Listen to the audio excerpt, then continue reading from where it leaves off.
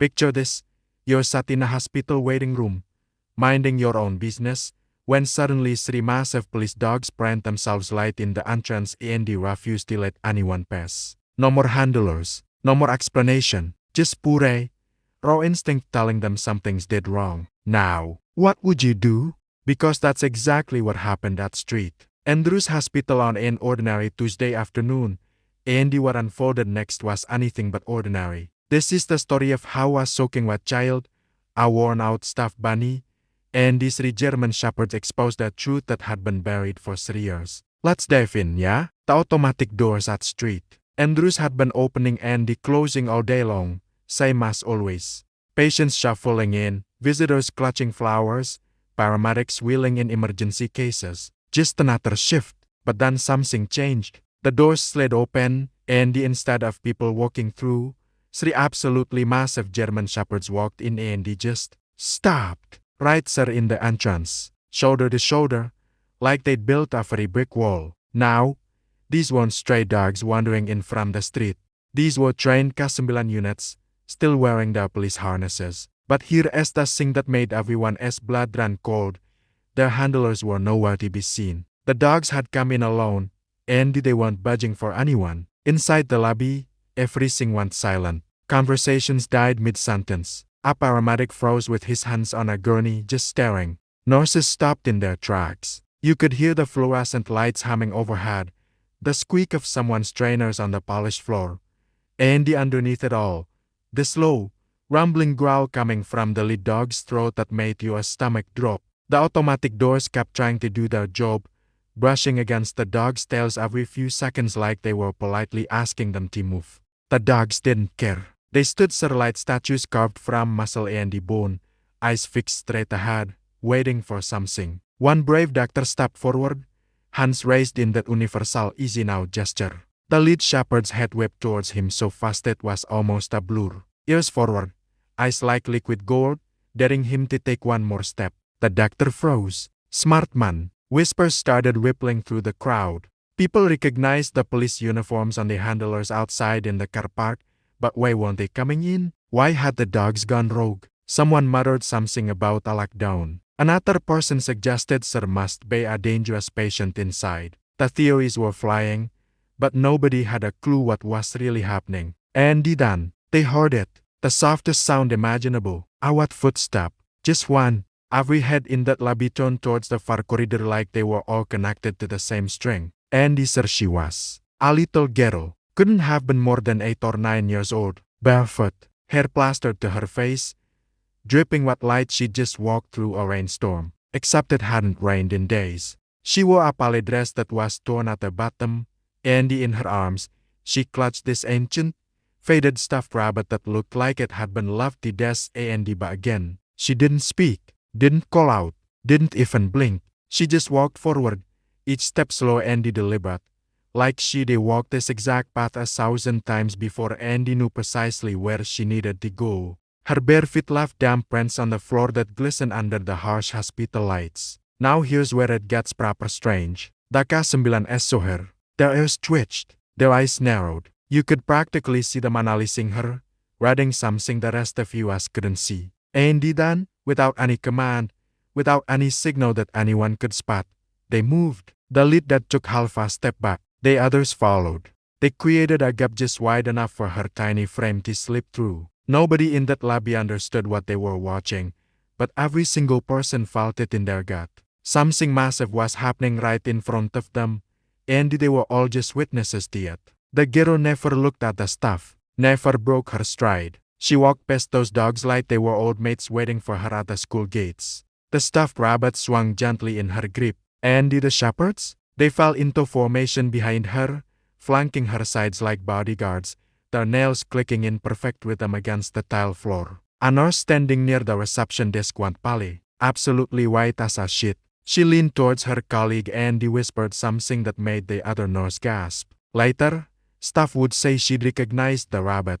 Said it belonged to a missing child from 3 years ago, a case that had gone cold, a family that had stopped hoping. The girl kept moving, eyes locked on a door halfway down the ward. Every step felt heavier, more loaded with meaning. The dogs matched her pace exactly, never once taking their eyes off the corridor ahead, scanning for threats like they were protecting royalty. When she reached the door, she stopped. Her small hand rose slowly, pressing her damp palm flat against the wood. The quiet in that hallway deepened until it felt like the entire building was holding its breath. "Andy Dunn?" From inside the room came a voice, muffled, but clear enough. Someone calling her name. Now, imagine being in that hallway. Imagine the weight of that moment. Because everyone sure knew, deep in their bones, that when the door opened, nothing would ever be the same again. The girl's palm stayed pressed against the door, her fingers trembling slightly. The wetness from her hand left a dark print on the plywood. Behind her, the 3 German shepherds stood like sentinels. But here's the mad part. Their attention wasn't on the door. It was on everyone else in the hallway. They were protecting her from the people who were supposed to be helping. A security guard decided to be brave. He stepped forward, palms open, voice low and calm, trying to de-escalate the situation. The lead K9s growl rumbled through the corridor like distant thunder. The guard froze mid-step. Even the air conditioning seemed to go quiet. The whole corridor locked into a single, shared heartbeat. A doctor whispered to a nurse that the girl's name matched a police bulletin from years back. The nurse kept her eyes on that rabbit, lips pressed together tight, like seeing it again had dredged up memories she'd tried to bury. The girl slowly turned her head towards the dogs, Andy without a single word passing between them. They moved with her, forming a shield at her sides. It was their hallway now. Claimed territory. Nobody was getting through. Heavy footsteps echoed from behind the growing crowd. 2 more hospital security officers pushed through, hands resting on the radios clipped to their belts. The dogs didn't flinch, but their stance widened, paws gripping the floor like they were preparing for battle. The officers exchanged a look. One raised his eyebrows in a silent question the other couldn't possibly answer. Andy and the girl just started walking again, moving past the onlookers without even glancing at them, her bare feet silent on the tile. Tiny droplets of water falling in her wake like breadcrumbs. The shepherds followed in perfect formation. Nobody stopped her. Nobody dared. Halfway down the corridor, an elderly nurse with shaking hands reached out, maybe to comfort her, maybe to stop her. The closest K9 snapped its head towards her, teeth flashing, not beating, but close enough to freeze the woman mid-motion. The nurse stumbled backward, hands lifted, eyes wide with something between pure fear and the absolute awe. The girl stopped in front of another door. This one had a faded room number and the sign reading restricted access in bold red letters. Her free hand lifted to the handle. The metal must have been cored against her damp skin. The dogs shifted again, one looking back over its shoulder towards the main entrance, sensing something. Through the glass doors, the shapes of uniformed police officers could be seen outside, their mouths moving in clipped orders nobody inside could hear. Whatever was happening, it was bigger than just the hospital. This was coordinated, official, and terrifying. The girl opened the door and stepped through, the K9s following like shadows. Inside, the lighting was dimmer, the air warmer. A single hospital bed sat against the wall, and in it, a man, half raised on the mattress, one arm bound in fresh white bandages. His eyes locked onto the girl the moment she appeared. He spoke her name. The sound was hoarse, trembling, desperate. She froze, her fingers tightening around the rabbit until her knuckles went white. Her head tilted slightly, and she stared at him for a long, unblinking moment that seemed to stretch into forever. Then, with a voice that carried more weight than her small frame should have allowed, she sighed it quietly but clearly, "You're not my father." The man's expression cracked, a fissure running through whatever mask he'd been wearing. Behind her, the shepherds closed ranks, their presence filling the room with a wall of muscle and the intention that was impossible to ignore. In the hallway, more footsteps approached. Louder, sharper, impatient. The girl took a single step towards the bed, the dogs pacing with her in perfect synchronization. The man's lips parted like he was about to explain, but the sound of radios crackling outside sliced through the moment.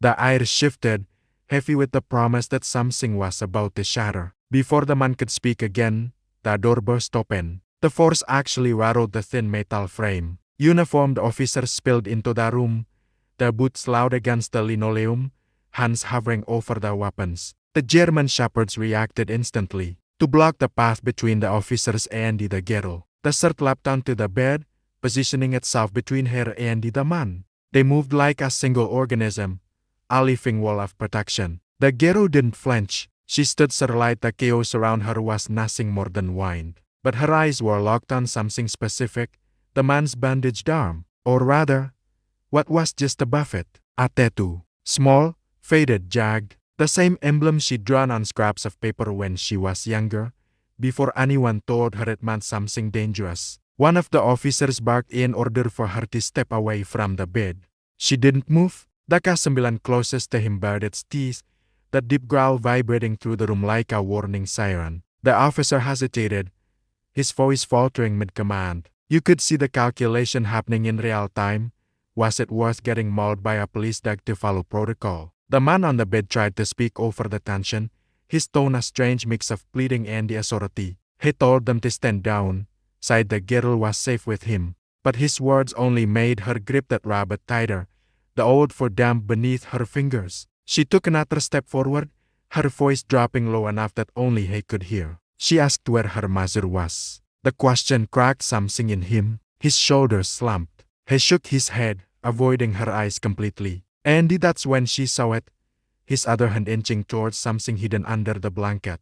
The nearest shepherd lunged, teeth snapping inches from his arm, forcing him to jerk back. Shouts erupted everywhere. Officers tried to push forward, but the K9s stood absolutely firm, immovable as mountains. One officer reached for the girl's shoulder, but she pivoted, slipping past his grip like water through fingers. She darted towards the side of the bed, her voice rising for the first time. You know what you did?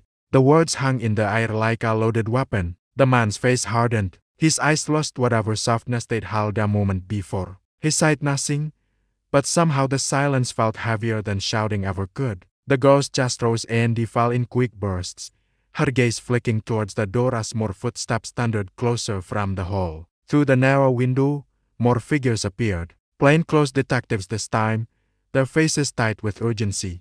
One of them banged on the glass, motioning for the officers inside to hold their positions and wait. The shepherds shifted again, muscles tensing like springs ready to release. The girl stepped back from the bed, placing herself between the man and the door. Her voice was steady now, colder than before. She told him that the emblem on his arm wasn't just a memory. It was proof. Proof of nights she couldn't forget, of voices she'd heard but couldn't place. She said she'd come here for answers, and she wasn't leaving without them. The man's hand twitched towards the blanket again, but before he could move, one of the detectives outside shouted something that cut through the room like a blade. Just a single sentence, but it made the girl's head snap towards the door, her eyes wide with genuine shock. Andy, the man on the bed, he saw her reaction and he smiled. Slow, deliberate, the kind of smile that said he'd been waiting for this exact moment all along. Right, that's where we'll leave it for now. Because what happens next is absolutely bonkers, and you don't want to rush through it. If you want to hear the rest of this story, the shootout, the revelation about what's really in that stuffed rabbit, and why those dogs knew exactly what they were doing, you need to let me know. Smash that like button, hit subscribe, and drop a comment telling me if you think the man was telling the truth or if there is something even darker going on here. Because trust me, this story goes places you won't see coming. Thanks for watching, legends. I'll catch you in the next one.